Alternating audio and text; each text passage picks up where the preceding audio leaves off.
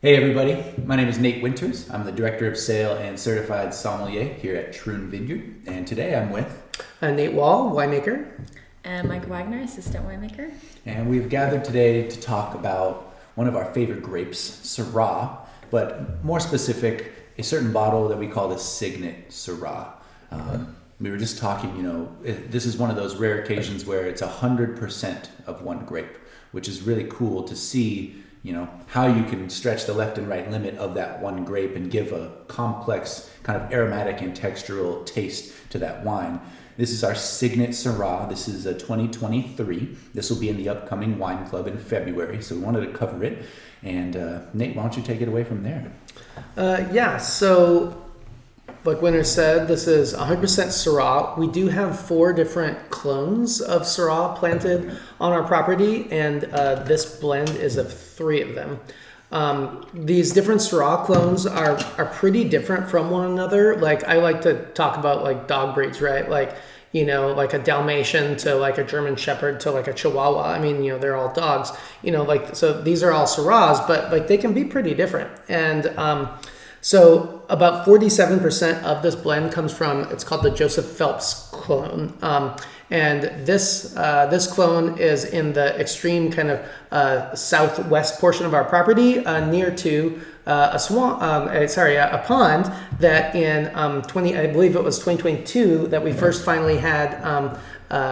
We've had swans living here on the property for years, but they finally were able to successfully reproduce, and we had some baby swans, cygnets, and so in honor of that, we've named this wine after kind of the location that this comes from, because the Joseph Phelps clone is kind of the heart and soul of the Cygnet wine. There is also some Syrah 174 clone, about 37%, and then the remainder is a clone 470. So geeky numbers and things like that, but like I said, they're all different. They all bring different components to what is a blend. There's only about 300 cases of this, so it was like 6 barrels or so and change. But this wine spent 20 months in neutral French oak aging before being bottled. It's now, at time of release, been bottle aged for another 7 months. So with Syrah, with wines that have a higher amount of tannins, that extended aging really helps kind of round out those tannins, smooths things out, gives it a silkier texture. So we like to give it that extra time before bottling and then after bottling before release. Yeah, so I'd say this is a really interesting wine because you kind of get an idea of all the different Syrah we're growing, or the majority of the different clones of Syrah that we're growing on the property. We are separately fermenting, typically like 1 ton or less, just bin ferments. And then later, after they also age separately, we're going through our blending session, selecting what we think would be best for which wines. And we've mentioned that we do a few Syrahs, we do, our Druid's Red, and some blends that get fractions of this Syrah, but this is one that is truly 100% Syrah, and it's very characteristic, balanced, but out of everything we make, I think it's kind of, today anyways, leaning more towards that savory side of Syrah, which is really nice. But we, this is, when was it technically released? It was bottled in August, I think. Yeah, maybe 2 months or so after the bottling. Yeah, it was bottled in July, and then we released it. We were sold out of red wine for about 6 or 7 months, so we released this one a little earlier than we wanted to after yeah. bottling. But I think, now it's really trying to talk to people. Yeah, but I was gonna say it's tasting perfect right now, and I mean, obviously can age as well, but it's fascinating. It's 13.2 on the alcohol, and we have another Syrah that's 12.6. And just to show you, clones, site on our property, everything that goes into it, when we bottle different Syrahs, they are different from each other. And this is a unique Syrah from Troon. In the past, our Syrahs have always been very elegant and softer tannins.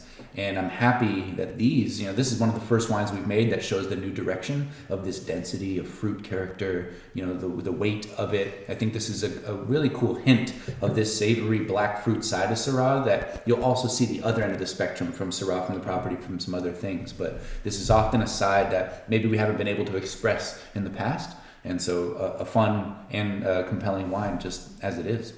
Mm-hmm.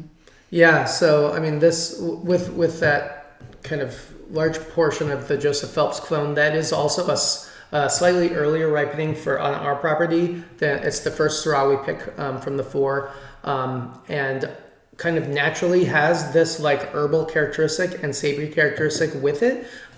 So this is actually one where people always ask about whole cluster. I like using whole cluster fermentation in a lot of our ferments here. With the Joseph Phelps in particular, we use much less than we do. So we do several fermenters.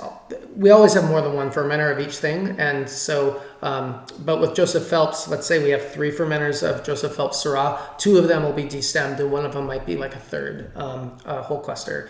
Whereas with some of our other ones, like our Clone 470, it might have like a 50% and like a 75% whole cluster. We'll add more to those, but the Joseph Phelps clone already has this kind of like the fruit and like some like black tea quality and some of these kind of nice savory characteristics. So that one doesn't benefit as much from whole cluster.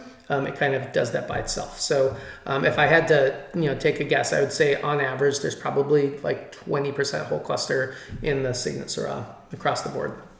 Yeah, it feels great. Textural, it's broad.